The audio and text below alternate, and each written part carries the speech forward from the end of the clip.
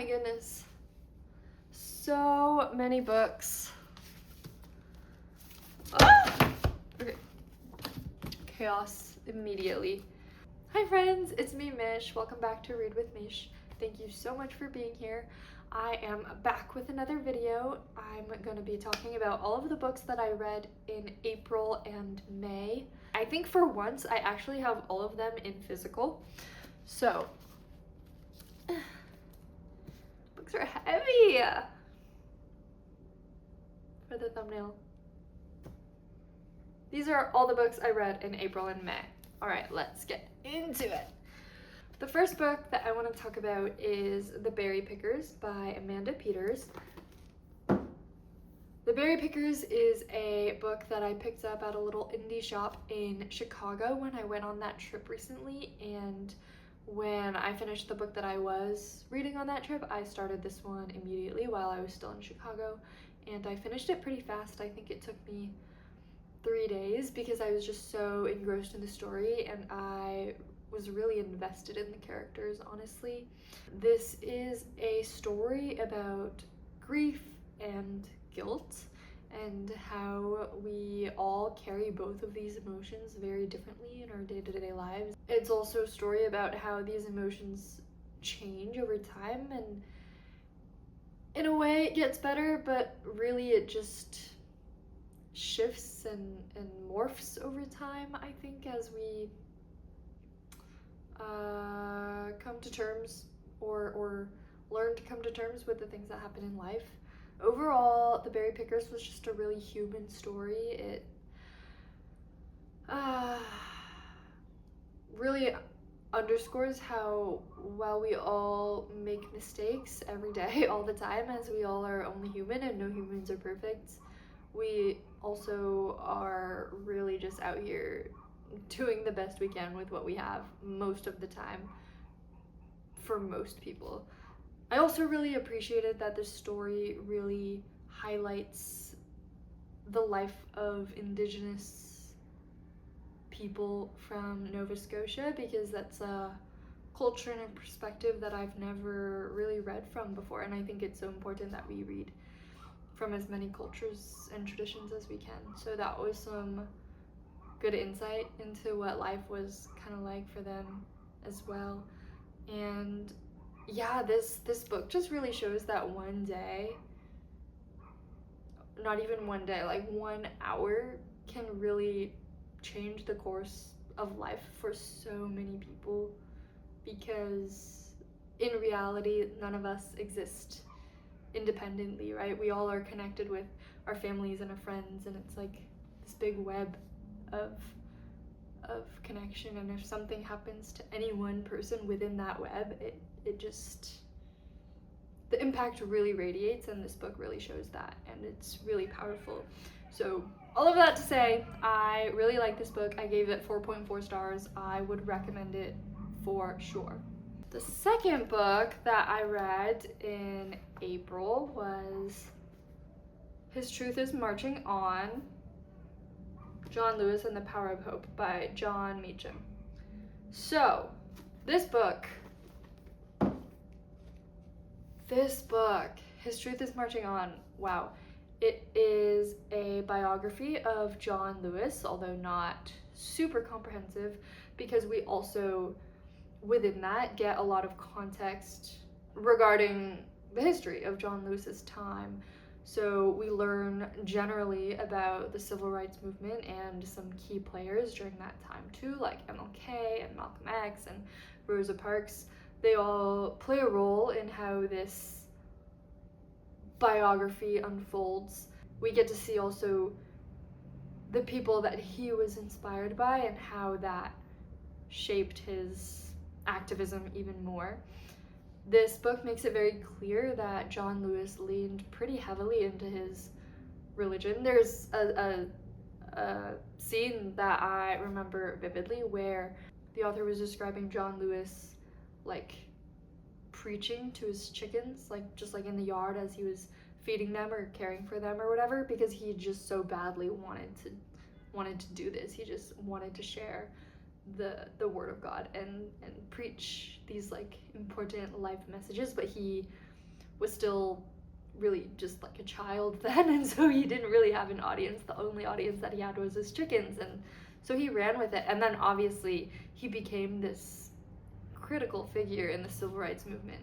So I think that really just shows how determined and committed he was to doing this thing. And what really struck me also is just how committed he was to nonviolence, which again, in his view at least, is very driven by his sort of religious roots, because that's like what defined and shaped his moral values. And I think we all can learn from John Lewis in this way, because violence really, at the end of the day, won't get us anywhere.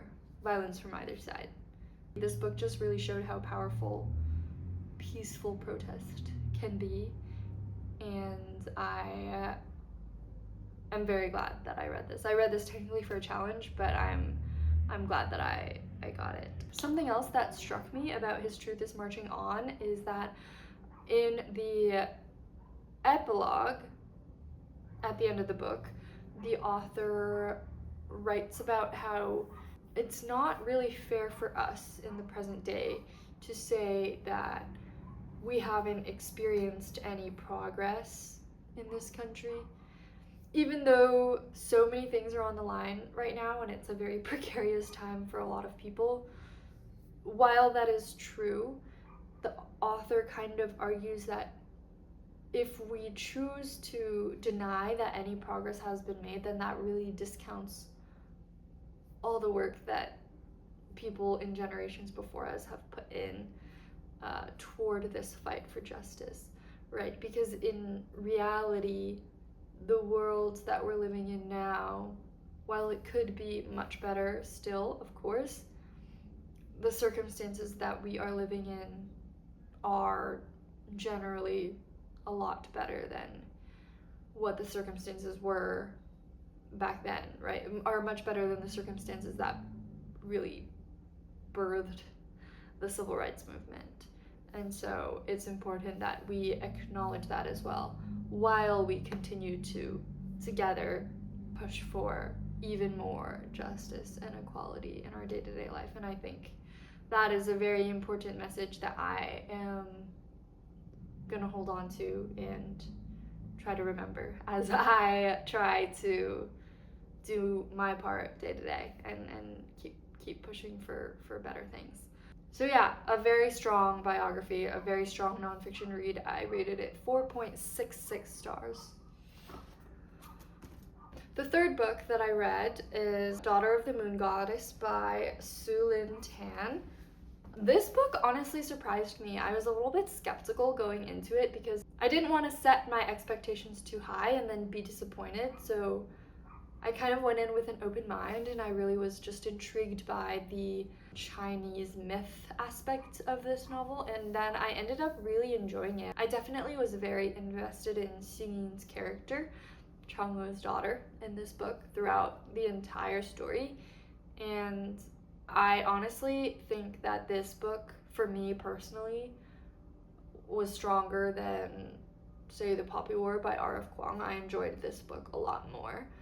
That being said, I am still needing to read the second book that is the other half of this duology, but I have heard that that one is a little bit more romance heavy, and so I am a little bit skeptical and scared that I won't like it as much.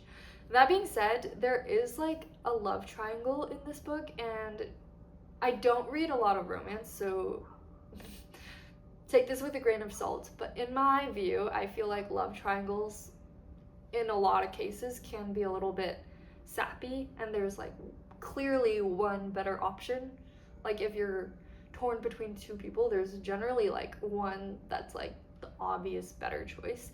In this book, I feel like the love triangle was actually rather well done because I wasn't really sure who to vote for, and at first I thought that, you know, there was one character that was a little bit better and one that had some sort of hidden intentions, if you will, but then it seemed like this character with hidden intentions also genuinely cared about her. So then I was like, well, now I'm confused and I'm actually not sure what would be better for you. So yeah, all in all, a pretty solid book. I rated it 4.3 stars. The next book that I'm going to talk about is The Isa Valley by Czesław Miłosz, I think is how you pronounce it. It's a book that was originally published in Polish and then was translated. So this is the English translation. Can we talk about this ridiculous price indication? Like, to put such a big price tag, like discount price tag, on the front cover of a book feels criminal. And the price is right there, the discounted price. So why is it necessary? I don't know. Anyhow, The Isa Valley is a coming of age novel that follows Thomas, our main protagonist. We see him in his childhood and like early teenage years trying to figure out who he is and how he fits into the world. He falls in with a group of hunters, people who go hunting. Some of them are a little bit older, some of them are a bit closer to his age, and he just wants to learn everything from these guys, right? For this boy who's like trying to figure out who he is, these guys become kind of like his guiding light in a way. And he is just like so interested in nature and in plants and animals, and he just really wants to be in with this hunting group. I think in a way that would make him feel a little bit more accepted, or make him feel like he's becoming a man, quote unquote becoming a man, whatever that really means. And so he goes with them on these hunting trips every now and then, but he continuously finds himself like having a hard time because he just can't seem to bring himself to like make the kill or do the thing. And on the rare occasion that he has, or even when he's been with his buddies and they've been the ones really bringing the animals down, he feels the sense of like guilt because he feels for the animals. I think he's a sensitive boy, and I think that's a really beautiful thing, but in the context of his growing up, he feels like that makes him less than. And so this is a feeling that he kind of tries to suppress and that he is constantly sort of grappling with. So he has a really hard time reconciling his desire to hunt and to be in with this group of hunters and his desire to really keep the animals safe. Throughout this book, we also get a lot of big thought questions about religion and spirituality and God and what is real and what is right. There are some big moral questions. I might be remembering a little bit wrong, but I think there was an example that he sort of was thinking through. That was something like, if there is a nest that is full of either baby birds or eggs that have not yet hatched, and then there is a predator that is waiting to like snatch up these babies, and you as a hunter bring down said predator, then who is in the wrong here? Like, are you in the wrong? Should you be guilty because you brought this predator down, or were your actions justified because by bringing this predator down you've saved these babies from being snatched? So it's one of those like big ethical questions where different philosophers would have different answers, and yeah, it's definitely very gray. There's no definitive black or white, and it's just really deep. And in general, this book was really beautifully written. I wish that I could read Polish so that I could read it in the original language, but even in its translated form, so beautiful, so poetic. I like underlined and tabbed so many things throughout this book, and there's so many incredible descriptions of nature that are so deep and so luscious. And so if you're into that, I would recommend this book for sure. All of that being said, this book was definitely a slower read for me. I think because it's from a different time.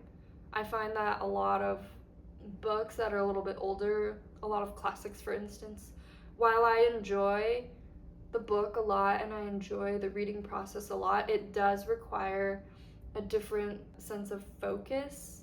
And so it just like it was a hard book for me to read on the train, for example, because I either read it super, super slow, like would only read like 1 or 2 pages on my entire commute, or if I did read more, I would have no idea what I read when I came back to the book post commute, and then I would have to go back and reread everything anyways. It was one of those.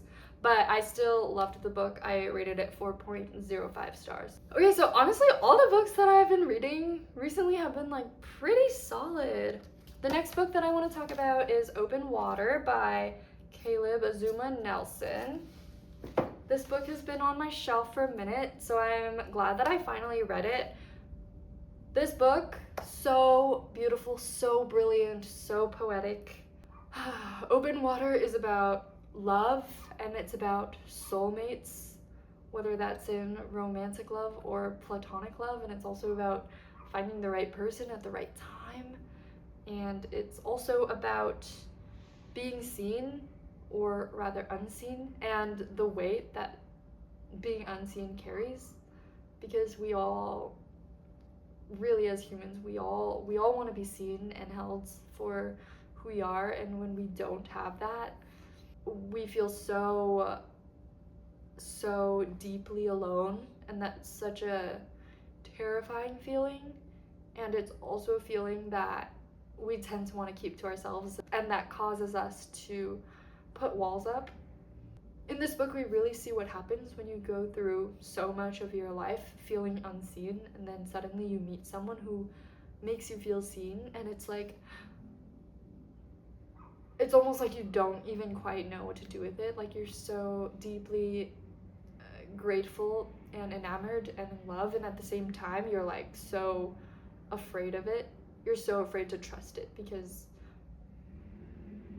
what if it goes away again? This book is also largely about the Black experience within the UK and how that particular racial dynamic in that particular context affects how we move through life day to day. And so I would recommend this book to everyone, especially because it is so short, but mostly because it's so beautiful, so powerful, and just such an important perspective in life again.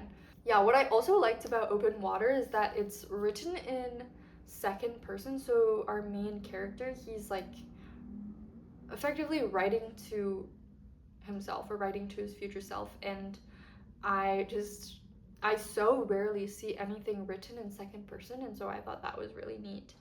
And yeah, I adored this book. I gave it 4.55 stars. I think everyone should read it. The next book is We Were Dreamers by Simu Liu. I don't really like hardcover books, but I obviously got this one pretty close to when it first was released because I am a fan of Simu Liu. What can I say? I'm a fan. Growing up, I didn't see anyone who looked like me on TV, like very rarely, and so how can I not support, you know, what feels like one of my people? Anyways, this book really surprised me. One of the reviews I read about this book said something about how this is a good book to read, or a good memoir to read if you're interested in in reading the memoir from the perspective of an extrovert. I guess most writers do tend to be more introverted and they keep a lot to themselves, but in reading this book, it is clear that Simu Liu is an extrovert, and it's written as such, and there's like silly little jokes and one-liners thrown in there, and it's really fun. It's really fun. At the same time, it's a very important book, and I think it's a book that a lot of people actually can resonate with. The first third of this book is about his parents and their immigration story, and that really hit home because it was not too unsimilar from my parents' immigrant story. I really liked that he gave us the context of his parents' immigration story, because then obviously they came here with a very specific set of expectations, and then also took on a very specific set of experiences that without a doubt shaped their worldview and how they move through the world. And I see this in my own parents as well. And then the rest of the story is about Simulio growing up in Canada, where he immigrated to. Simu grew up as probably one of the few Asians in a very white community in Canada, which is definitely a different experience than I had because I grew up in a fairly diverse but very Asian community. And so I think our relationships to our culture were probably quite different as kids. But I think regardless, we feel the same pressure to succeed, whatever that means. And by Asian parental standards, success has like a very specific definition most of the time. Doctor, lawyer, engineer, that is the stereotype, and it continues to hold true, honestly, for a lot of people. And that the weight of that expectation and of always needing to be good enough is really heavy and can be really suffocating. And so I just really felt for Simu, and I have now so much more respect for him and how he was able to take a leap of faith and do this thing that he really loves, which is performing and talking to people and making people laugh. And he's now a Marvel superhero, so clearly it worked out for him. And I think it's just a sign that we can actually do the things that we are passionate about and that we love. And just because we love something and it's fun and it's not traditional doesn't mean that it doesn't also come with a lot of hard work. And so if you really love something, give it everything you have, work hard, and do what you can. We can't control everything, but we can control our approach and we can control our mindset, and that just has to be enough as we take it day by day. All in all, We Were Dreamers really surprised me. It was much more well written than I expected, honestly. No tea, no shade, just celebrity memoirs are a little bit hit or miss. I just really related to a lot of Simon's story, and I'm grateful to him for sharing his story so that more people can get insight into the Asian diasporic experience, because it's a very specific experience, to say the least. Okay, I gave this book 4.16 stars. The next book that I'm gonna talk about is Shark Heart by Emily Habeck. This book, I don't even really know what to say about this book. I know that some people love and really adore this book. I can't say that I agree. However, I read this book because it's been sitting on our shelves. My fiance tried to read it a while ago and DNF'd it because he just couldn't get through it. He was like, this book sucks, basically. And that kind of piqued my curiosity because I was like, I wonder how bad it could be. I think I fall somewhere in the middle. I'm a little bit torn because I do generally like the story, and I think her idea of animal mutations is very interesting and innovative. And I think that if I were reading this book for school, I could analyze the heck out of that, because come on, animal mutations, like a human that can birth like baby birds. That's wild. That's a wild thing to think about. That being said, I really did not enjoy the reading experience of this book. I think that the writing style was just not for me. And by that, I mean, I don't even know what her writing style is because she tried to do so many different experimental slash creative things, and it just was too much. So there's no chapters. Most of the sections are like this, less than a page, not even a full page. And then as you can see, there's also scenes that are fully scripts, like playwriting scripts. And then suddenly what really got me is that later on in the book, out of nowhere, suddenly there's like footnotes. For most of the book there were no footnotes, and then suddenly there were footnotes, and I was like, this is just simply trying to do a little bit too much. And I love experimentation. I do. I think this one took it a little bit too far, or it just didn't work with me. I think what got me with this is also the order in which the story unfolds, because we follow Ren and Lewis. They are our main couple. Ren is married to Lewis, their husband and wife, but then Lewis has this animalistic mutation that basically turns him into a shark gradually over time. And so we see this transformation happen. That is part one. And then at the end of part one, Ren sends him into the sea because he is becoming a shark. He would be much happier in the sea, and he just needs that if he wants to continue living at the end of the day. So that was fine. And then the second part was all about Ren's parents and their backstory and her sort of previous trauma, if you will, with this animal mutation situation. And so I get it, and that was alluded to in the first part, but I think that was enough. I don't think we needed this whole detailed explanation of Ren's parental story.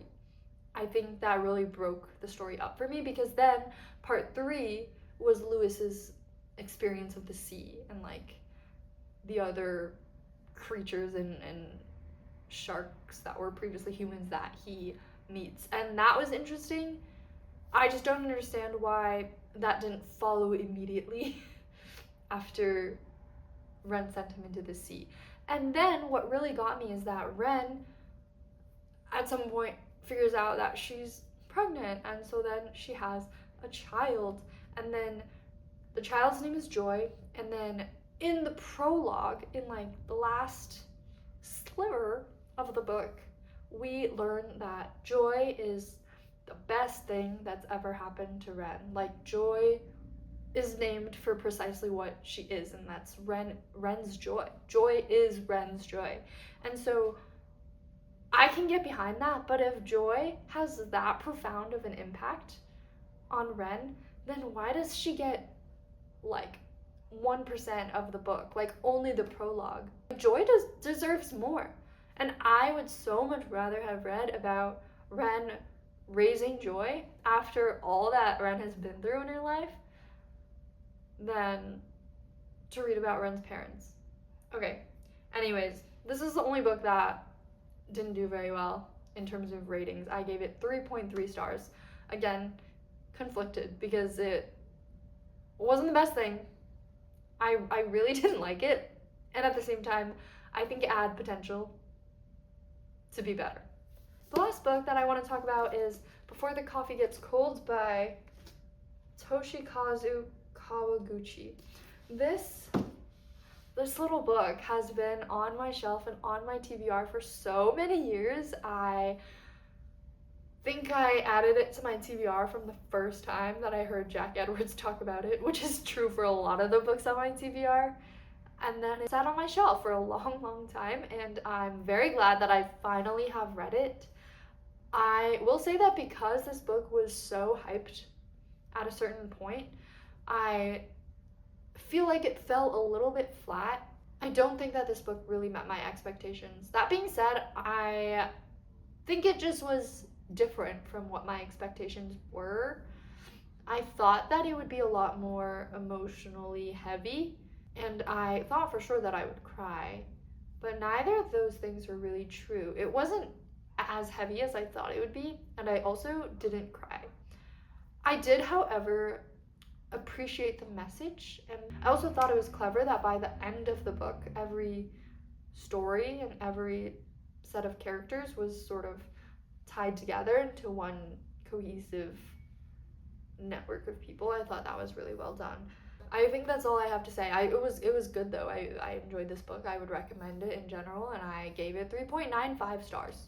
I swear, if the camera isn't recording anymore, I'm gonna lose my bananas. But I hope you enjoyed this rambly little video about the books that I read throughout April and May. That's all for now. Thank you so much for watching. If you're still here, if you enjoyed this video, give me a like, give me a thumbs up, leave a comment. I would love to know what you've been reading recently.